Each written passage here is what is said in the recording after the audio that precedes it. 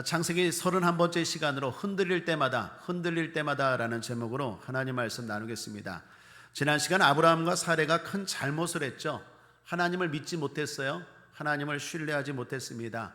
하나님이 자녀를 주겠다 했는데 믿지 못하고 일을 벌였죠.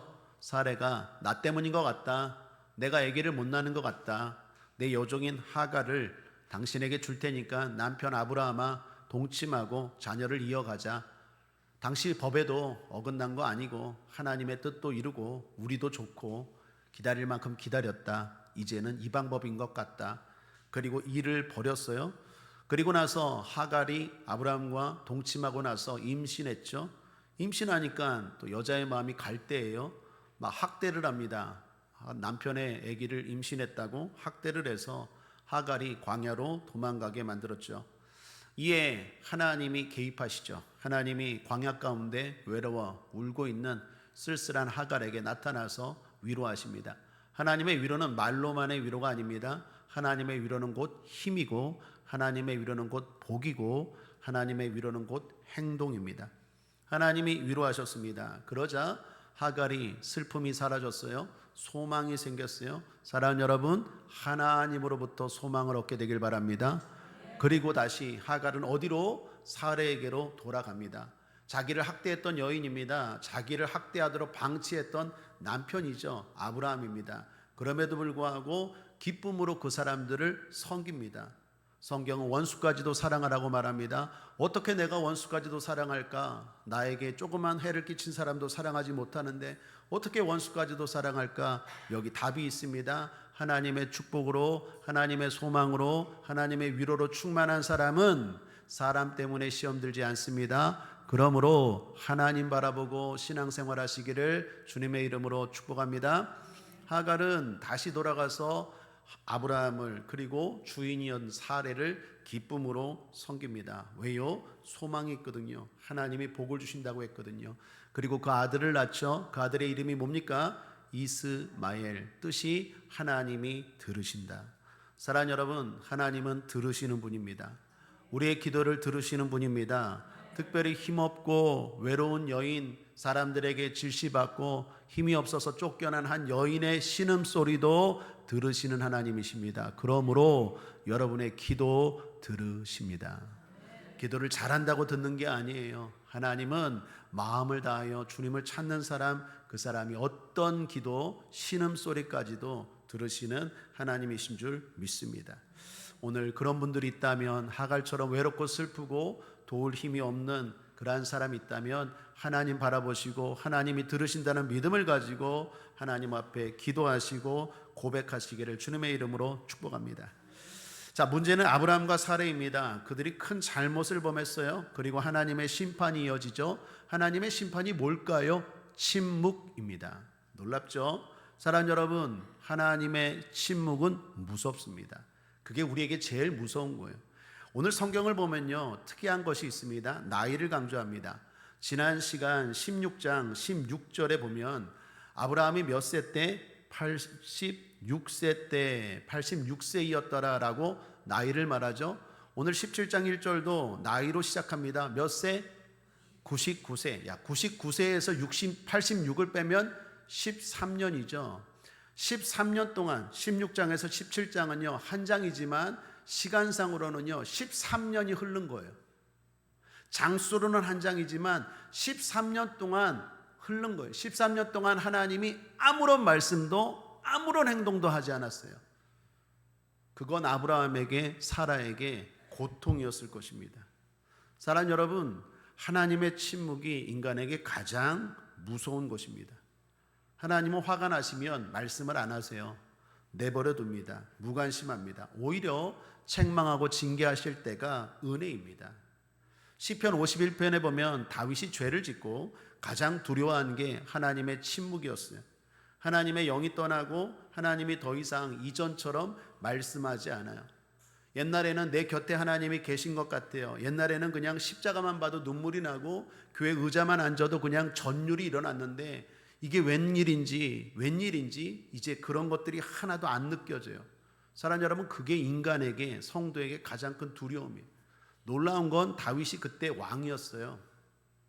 왕이었는데도 불구하고 하나님의 영이 떠나고 하나님과의 교제가 사라지고 하나님의 임재가 느껴지지 않으니까 다윗이 막 미치는 거예요. 괴로운 거예요.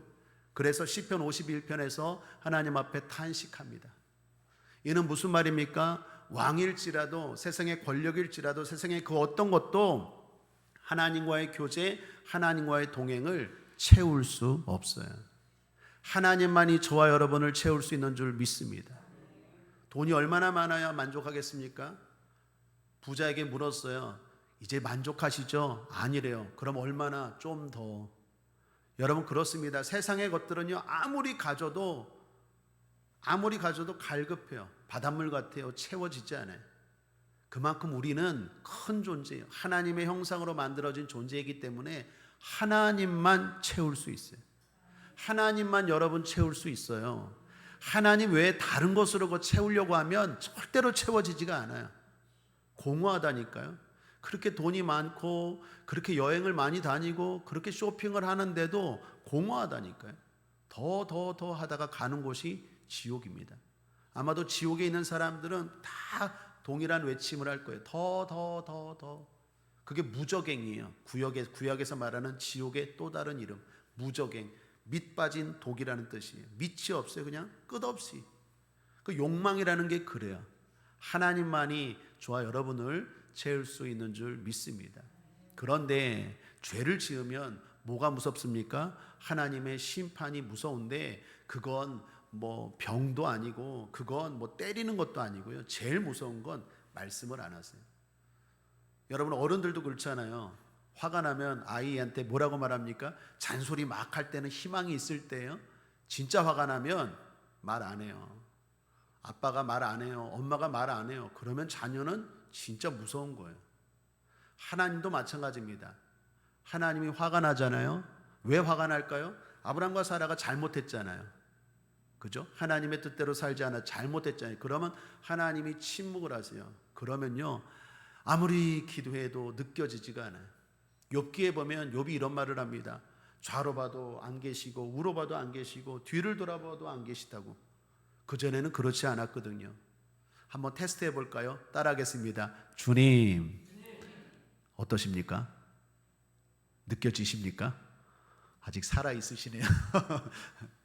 주님 했을 때 주님의 임재가 느껴지는 것, 그게 복 중에 복인 것 아시길 바랍니다. 어떤 부유함보다 어떤 권력보다 그게 은혜 중에 은혜요, 복 중에 복입니다. 그래서 주일 예배는 당연하지만 이렇게 예배가 사모하고 수 예배도 드리고 철야 예배도 드리고 자꾸 예배가 드리고 싶다라는 사람들은 하나님의 임재를 느끼는 사람들이에요. 지금 여러분이 복받은 사람인 줄 믿습니다. 자, 이제 오늘 본문입니다. 하나님이 그렇게 13년 동안 침묵하시다가 아브라함의 나이 99세 때에 다시 나타나셨습니다. 그리고 언약을 맺으십니다. 그런데 언약은 과거에도 맺었어요. 여러분 기억나십니까? 창세기 15장에 나옵니다. 그때 3년 암염소와 암소와 그리고 수양과 산비둘기와 짚비둘기 새끼를 준비하라. 그리고 제물로 삼아서 하나님이 아브라함과 언약을 맺었어요. 그것들을 쪼개어서 마주보게 하라. 그리고 그 사이로 하나님의 임재를 상징하는 횃불이 이렇게 쫙 나가면서 하나님이 아브라함과 언약을 맺었어요.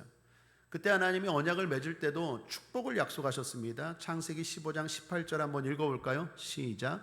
그날에 여호와께서 아브라함으로 더불어 언약을 세워 가라사대 내가 이 땅을 애굽 강에서부터 그 큰 강 유브라데까지 내 자손에게 주노니. 땅에 대한 축복을 약속하셨어요. 언약을 하면서 땅에 대한 축복을 약속하셨어요. 오늘도 마찬가지입니다. 99세 때 언약을 하시는데 오늘도 축복을 약속하시는데 땅은 아니고 자손이에요. 그러니까 좀 다른 건 15장에서는 땅을 약속하셨는데 오늘 17장에서는 자손을 약속하십니다. 2절에 내가 내 언약을 나와 너 사이에 세워 너로 심히 번성케 하리라 하시니. 6절에서도 또 한 번 말씀하세요. 내가 너로 심히 번성케 하리니 나라들이 내게로 쫓아 일어나며 열 왕이 내게로 쫓아 나리라. 수많은 자손들을 축복을 약속하세요. 15장에서는 땅을 약속하시고 17장에서는 자손을 약속하세요. 이처럼 하나님은 축복의 언약을 다시 맺으십니다. 그럼 2번 언약하신 것입니까? 라고 질문할 수 있어요. 아닙니다. 여러분, 하나님은 한 번 언약을 하면요, 한 번으로 끝나는 거예요. 여러분, 결혼식 2번 합니까? 한 번 했습니까? 한 번 하죠. 하고 나서 야, 우리 좀 다시 한번 하자. 물론 그 기념으로 하는 거지, 한 번 하는 거잖아요. 평생 결혼식은. 하나님과 언약도 마찬가지입니다. 그러면 15장의 언약으로 분명히 하나님은 약속하셨어요. 언약 맺었어요. 하나님의 백성이 되었어요. 그러면 여기 17장에서 왜 또 언약을 맺으실까요? 여기서의 언약은 언약 갱신이에요. 다시 한번 확인하는 거예요. 그래서 15장에서 언약을 맺다 할 때 히브리어가 카라트 베리트라는 말을 쓰거든요, 보통. 근데 이 17장에서는요, 나탄 베리트예요. 베리트가 언약인데 나탄 베리트라고 용어가 달라요. 그러니까 2번 언약을 한 게 아니라 한 번 언약을 했는데 여기 다시 한번 언약을 상기시키는 거예요. 뭐 결혼으로 따지면 우리 은혼식 같은 거 하잖아요. 금혼식 같은 거 하잖아요. 몇 주년이 되어서 다시 한번 은혼식, 뭐 금혼식 하는 것처럼 하나님이 언약을 이처럼 갱신하신 것입니다. 그런데 지난번 15장에서의 언약과 여기 17장에서의 언약은 좀 다르다고 했죠. 15장에서는 땅을 축복을 약속하시고 여기서는 자손을 약속하셨는데 또 다른 게 있어요. 그게 뭡니까? 할례와 이름이에요. 이름과 할례를 말씀하십니다. 하나님이 15장에서는 그냥 언약만 맺으셨는데 여기는 언약을 맺으면서 아브라함아, 네 이름을 바꿔라. 이름 바꿔주겠다. 계명을 하세요. 어떻게 이름을 바꿉니까? 성경을 읽어볼까요? 5절입니다. 함께 읽겠습니다. 시작. 이제 후로는 내 이름을 아브라함이라 하지 아니하고 아브라함이라 하리니 이는 내가 너로 열국의 아비가 되게 함이니라. 여러분, 아브람의 뜻은 존귀한 아버지라는 뜻입니다. 그럼 아브라함은 뭘까요? 무리의 아버지라는 뜻이에요. 한 사람의 존귀한 아버지에서 이제는 열국의 아버지, 많은 사람, 많은 무리의 아버지로 네 이름을 바꿔라 라고 말하는 거예요. 이제는 아브라함이 아니야, 아브라함이야. 그리고 또 하나, 혈통입니다. 남자들, 이스라엘 남자들 다 혈통 상관없이 할례를 받아라 라고 말합니다. 아브라함의 집에 속한 사람이면 남자들은 모두 할례를 받게 했어요. 12, 13절. 대대로 남자는 집에서 난 자나 혹 너희 자손이 아니요 이방 사람에게서 돈으로 산 자를 물혼하고 난 지 8일 만에 할례를 받을 것이라. 너희 집에서 난 자든지 너희 돈으로 산 자든지 할례를 받아야 하리니 이에 내 언약이 너희 살에 있어 영원한 언약이 되려니와. 여러분, 이 말씀은요, 왜 우리가 아브라함의 후손이라고 말하는지를 보여주는 것입니다. 아브라함의 혈통적으로 아브라함의 후손만 할례를 받는 게 아니라 돈으로 산 자든지 하여튼 너희 집에 있는 뭐 종이든지 나그네든지 속한 사람들은 다 아브라함의 자손이고 그리고 언약의 대상이다. 그래서 나중에 바울이 로마서 4장에서 이렇게 말하죠. 로마서 4장 13절. 아브라함이나 그 후손에게 세상의 후사가 되리라고 하신 언약은 율법으로 말미암은 것이 아니요 오직 믿음의 의로 말미암은 것이니라. 그러니까 유대인들만, 이스라엘 사람들만 아브라함의 후손이 아니라, 혈통적인 후손이 아니라 돈으로 산 자나 누구든지 아브라함에 속한 자는 하나님의 대대로 언약의 자손이 됐다라는 말은 예수 그리스도를 믿는 누구든지 아브라함에게 약속하신 그 언약의 대상이 된다라는 것입니다. 그러므로 영적으로 저와 여러분은 아브라함의 후손인 줄 믿습니다. 왜요? 예수 그리스도를 믿기 때문에. 믿음으로 말미암아 하나님의 자녀가 되는 후손, 의다라는 것입니다. 자, 여기서 하나 짚고 넘어갈 건, 여성은 할례를 받았습니까? 안 받았습니까? 안 받았어요. 그러면 언약의 대상이 아닙니까? 언약의 자녀가 아니겠네요? 아닙니다. 당시 남자가 가정을 대표했어요.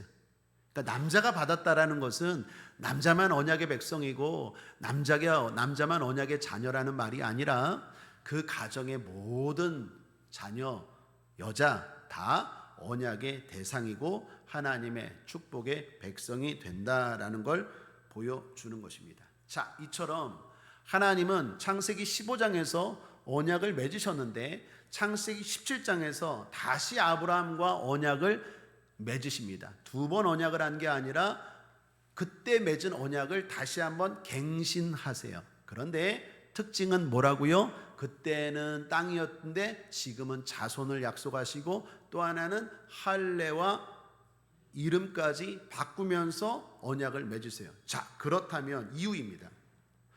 왜 하나님은 또 언약을 갱신하실까요? 15장에서 맺었잖아요. 그리고 왜 또 할례까지 행하시고 이름까지 바꾸어 주실까요?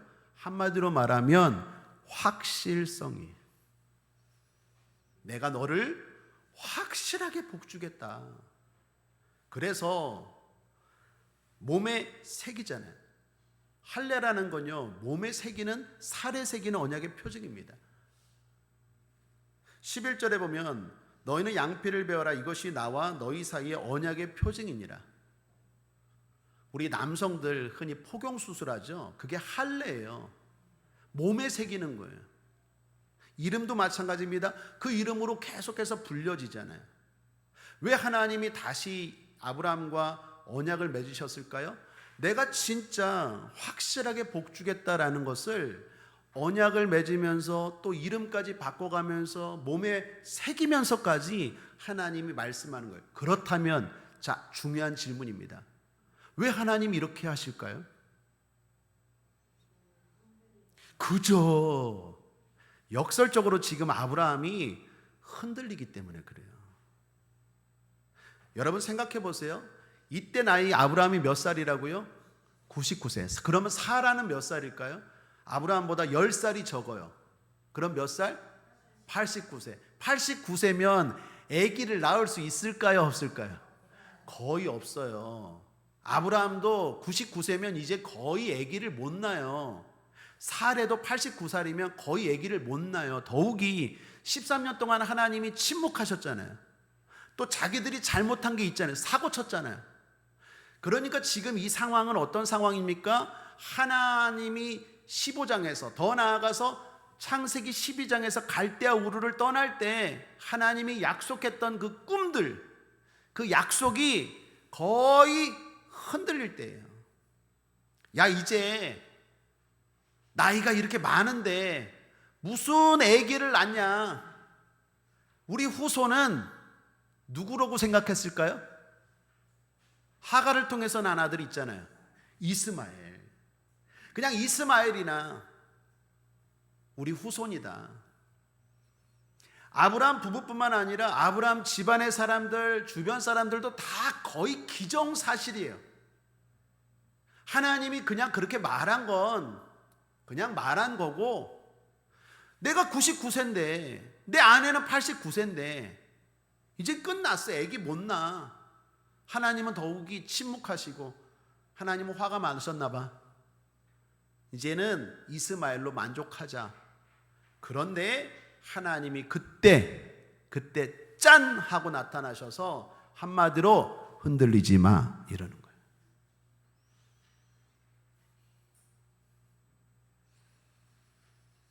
그런 의미에서 앞에 15장도 마찬가지입니다. 앞에 15장에서도 언약을 맺었다 그랬죠. 하나님이 그때 갑자기 왜 언약을 맺었습니까? 그때는요, 아브라함이 또 아기를 안 준다고 자기의 종인 엘리에셀을 후손으로 삼으려고 했어요.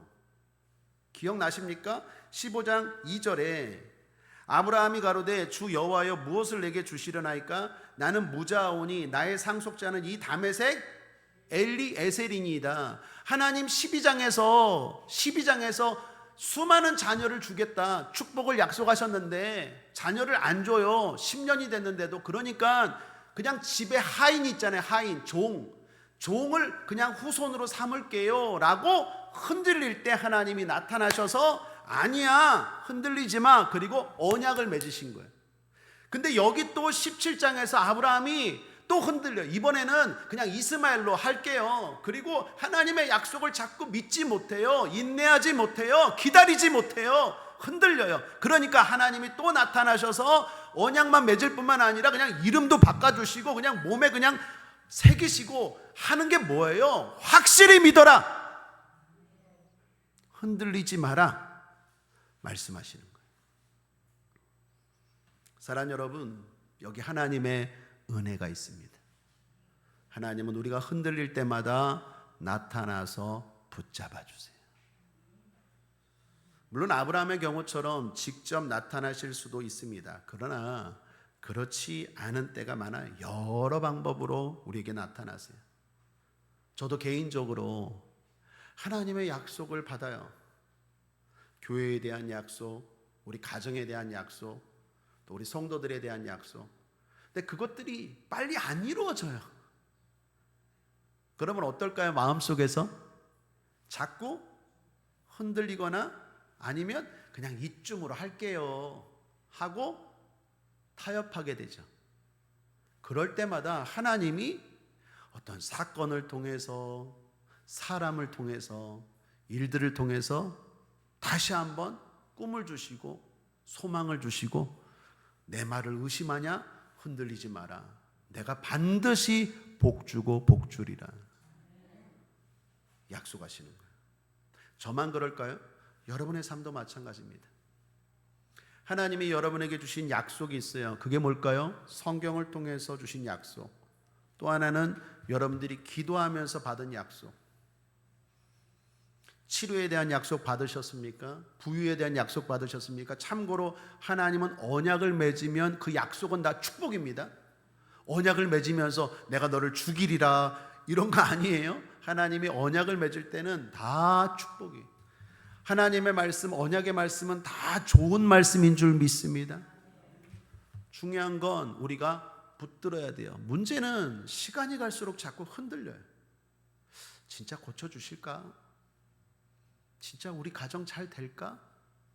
자꾸 흔들려요. 그래서 그냥 적당히 타협하면서 그냥 얼버무리고 넘어가려고 해요. 그럴 때마다 하나님이 짠! 하고 나타나셔서 요 또 흔들리네, 요 또 흔들리네. 그러면서 다시 정신 차리게 하세요. 이게 하나님의 은혜인 줄 믿습니다. 우리가 천국 가는 그날까지 하나님은 항상 그러실 거예요. 사랑하는 여러분, 하나님은 저와 여러분을 포기하지 않으세요. 얼마나 감사한 일입니까? 하나님이 저와 여러분을 포기하지 않으세요. 우리가 자꾸 흔들릴 때마다 이 방법 저 방법으로 우리를 붙잡아 주시고 결국에는 여기까지 인도하시고 또 천국까지 인도하실 줄 믿습니다. 아브라함과 사라가 잘나서 하나님의 축복의 대상이 된 게 아니에요. 하나님의 은혜입니다. 우리도 마찬가지예요. 하나님이 순간순간 흔들릴 때마다 사람을 통해서 또 환경을 통해서 사건을 통해서 소망을 주시고 다시 용기를 주시고 그 꿈을, 그 약속을 붙잡게 하시는 거예요. 그러므로 흔들리지 말고 더 나아가 포기하지 마십시오. 어떤 목사님 설교를 들었어요. 목사님이 교회를 건축했대요. 건축을 했는데 성도님들이 얼마 안 된 상황에서 건축을 하다 보니까 자금이 없는 거예요. 어렵고 이 공사는 안 되고 큰 난관에 부딪힌 그런 상황에서 경제적으로 또 다 어려움을 당하고 그런 상황이었어요. 목사님이 기도가 안 되는 거예요. 그런데 어느 날 하나님이 포기하지 마라, 뭐라도 해라. 그래서 이 목사님이 같은 그 노회, 지방회라고 하죠. 그 지방에 다른 교회 장로님 중에 돈 많은 장로님이 생각이 나서 그 장로님한테 갔대요. 그리고 말했대요. 장로님, 우리 교회 사정 아시죠? 교회 건축을 하다가 이렇게 어려워졌는데 우리 교회 성도님들 돈이 없습니다. 돈 좀 주세요. 무작정 목사님이 찾아와서 우리 교회 목사님도 아니고 우리 교회 장로님도 아니고 다른 교회 장로님, 사업 크게 하시는 장로님께 가서 우리 건축하다가 이렇게 힘들어졌는데 돈 좀 주세요 그랬는데 그 목사님이 거기서 직원을 부르더니 묻지도 않고 2억을 주더래요. 2억을. 그러면서 뭐 보증수표도 안 쓰고 그냥 뭐 이런 거 있죠. 알아서 갚으라고. 그리고 그 목사님이 또 다른 곳에 갔대요. 우리 교회가 이렇게 어렵습니다. 아시죠? 우리 교회 이렇게 어려운 거 듣고 들어서 알고 있어요, 목사님. 근데 다른 교회 또 장로님은 6억을 주시더래요, 6억을.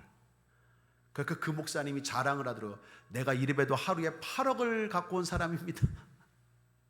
근데 그거보다도 그 목사님이 그 8억이라는 돈을 가지고 성도들을 다 모아놓고 그리고 이야기를 했대요.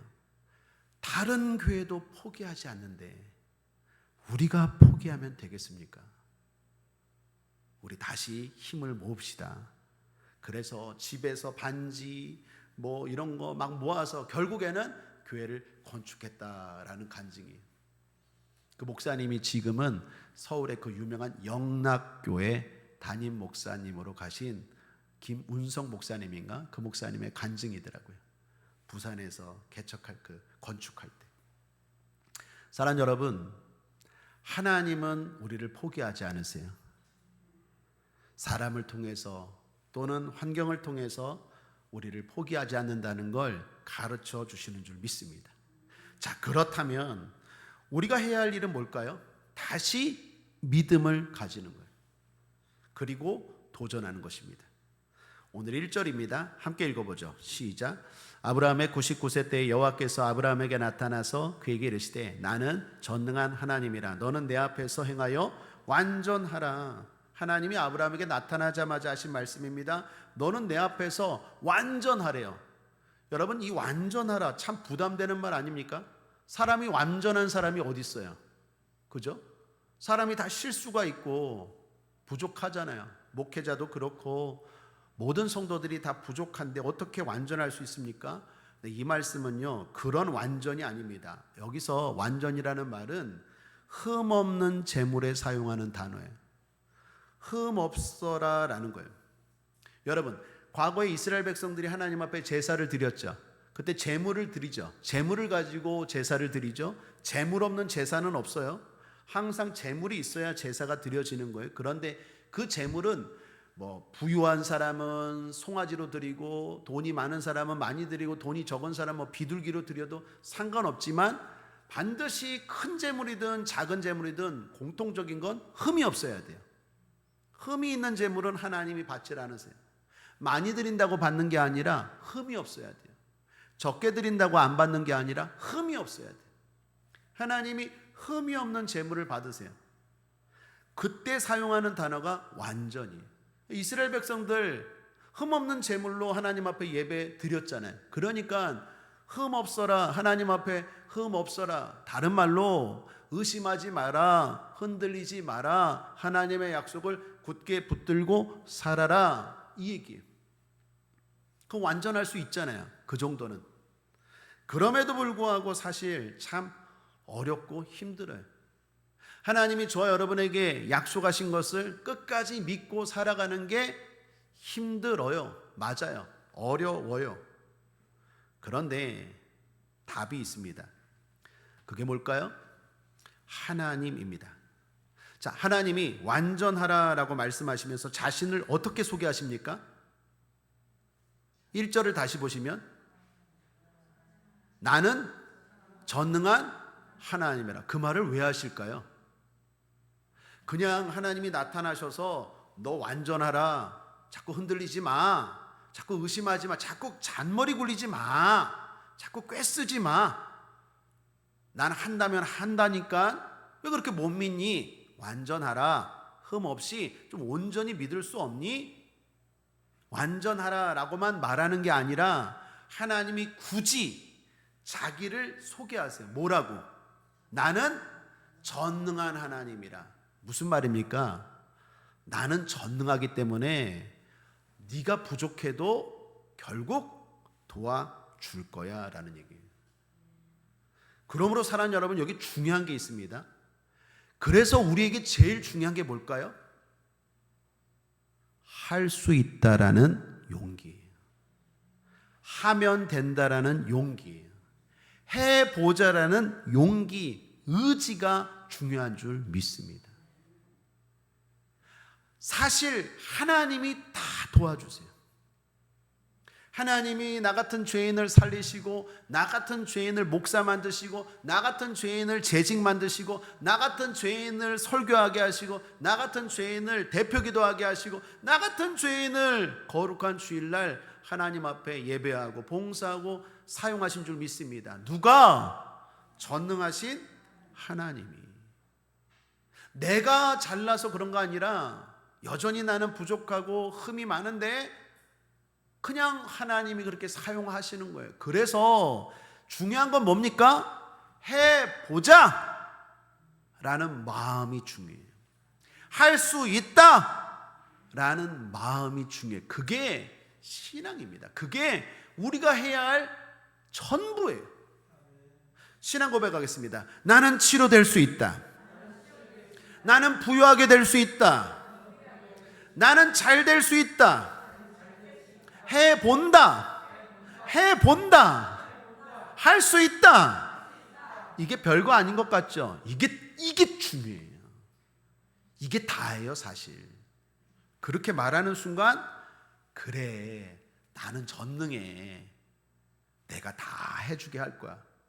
그러나 하나님도 안 되는 게 있어요. 뭘까요? 난 못해. 이제 끝났어. 나 애기 못 낳아. 이 질병 못 고쳐. 의사도 두 손 들었어. 우리 사업 망했어. 우리 집안 이제 안 돼. 내가 포기해버리면 하나님도 안 돼요. 그래서 사랑하는 여러분, 오늘 결론입니다. 로마서 12장 2절을 잊지 마십시오. 함께 읽겠습니다. 시작. 너희는 이 세대를 본받지 말고 오직 마음을 새롭게 함으로 변화를 받아 하나님의 선하시고 기뻐하시고 온전하신 뜻이 무엇인지 분별하도록 하라. 따라하겠습니다. 주여, 오늘도 마음을 새롭게 합니다. 믿습니까? 마음을 새롭게 하셔야 돼요. 된다. 치료된다. 해결된다. 잘 된다. 내가 마음을 새롭게 해야 돼요. 이 세대를 본받지 말고, 세상을 본받지 말고 마음을 새롭게 하면 전능하신 하나님이, 그래, 네 믿음대로 될지어다. 하나님이 다 이루세요. 그래서 아브라함은요, 할 수 있는 거예요. 아브라함에게 말하는 거예요. 할 수 있다라는 마음만 가져라. 그래서 하나님이 자꾸 이렇게 번거롭게 하는 거예요. 막 할례도 행하고 막 이름도 바꿔주고, 너 이래도 못한다 할래? 한다고 해. 한다고만 하면 내가 다 한다. 내가 전능한 하나님이야. 그런데 본인 스스로가 난 안 돼. 난 복 못 받아. 이래버리면 하나님도 어쩔 수가 없어요. 세상 말에 하늘은 스스로 돕는 자를 돕는다는 말 있죠. 성경적인 말이에요. 내 믿음대로 될지어다. 이게 그 말하고 비슷한 말이에요. 믿음만 보이세요. 세상 본받지 말고. 그러면 전능하신 하나님이 반드시 이루실 줄 믿습니다. 사랑하는 여러분, 우리는 감사하게도 하나님이 저와 여러분을 포기하지 않으세요. 흔들릴 때마다 또 나타나셔서 이 모양 저 모양으로 붙들어 주시고, 그 엄청난 약속을 다시 마음에 새기세요. 반드시 준다. 너로 하여금 열국의 아비가 되게 할 거야. 자손을 줄 거야. 땅을 줄 거야. 이 엄청난 걸 줄 거야. 이게 하나님의 자녀들, 하나님의 백성들에게 주님이 약속하신 내용인 줄 믿습니다. 감사하게도 흔들릴 때마다 주님이 또 나타나셔서 왜 자꾸 흔들리니? 흔들리지 마. 말씀하세요. 우리가 해야 될 일은 뭡니까? 주여, 믿습니다. 제가 잠깐 착각했습니다. 마음을 새롭게 하겠습니다. 할 수 있다 하면 된다. 해보겠습니다. 그래서 사실 조용기 목사님이 대단하신 거예요. 사실 별거 없잖아요. 근데 그게 진짜 대단한 거예요. 할 수 있다 하면 된다. 해보자. 이게 하나님 앞에서는 대단한 거예요. 여러분이 그렇게 말하는 순간 하나님이 일하기 시작하십니다. 그리고 하나님의 약속이 오늘 저와 여러분의 삶 가운데 놀랍게 점점 더 펼쳐지게 될 줄 믿습니다. 여러분, 아브라함이 지금 99세예요. 아브라함이 몇 세 때 이삭을 낳습니까? 100세. 이제 얼마 안 남았어요. 우리 옆 사람과 한번 인사하겠습니다. 이제 얼마 안 남았어요. 이제 아들 낳을 날이 얼마 안 남았어요. 복 받을 때가 얼마 안 남았어요. 치료받을 때가 얼마 안 남았어요. 부유하게 될 때가 얼마 안 남았어요. 자녀들이 변화될 때가 얼마 안 남았어요. 부흥할 때가 얼마 안 남았어요. 99세예요. 이제 1년만 있으면 드디어 이삭이 태어납니다. 우리도 마찬가지예요. 얼마 안 남았어요. 끝까지 흔들리지 않고 하나님의 은혜 가운데 믿음으로 할 수 있다 하면 된다 해보자는 마음을 새롭게 하고 날마다 나가시기를 주님의 이름으로 축복합니다. 말씀을 정리합니다. 우리는 연약하기에 흔들립니다. 자꾸 하나님의 약속을 의심합니다. 그러나 감사한 건 그때마다 하나님이 붙잡아 주십니다. 여러 모양으로 나타나시어 일하심으로 우리를 붙잡아 주십니다. 우리를 결코 포기하지 않으십니다. 그러므로 우리는 할 수 있습니다. 할 수 있다는 생각으로 마음을 새롭게 하십시오. 그리고 고백하며 살아가십시오. 나는 완전하다. 나는 흠없이 살아간다. 그렇게 말할 때 하나님이 도와주십니다.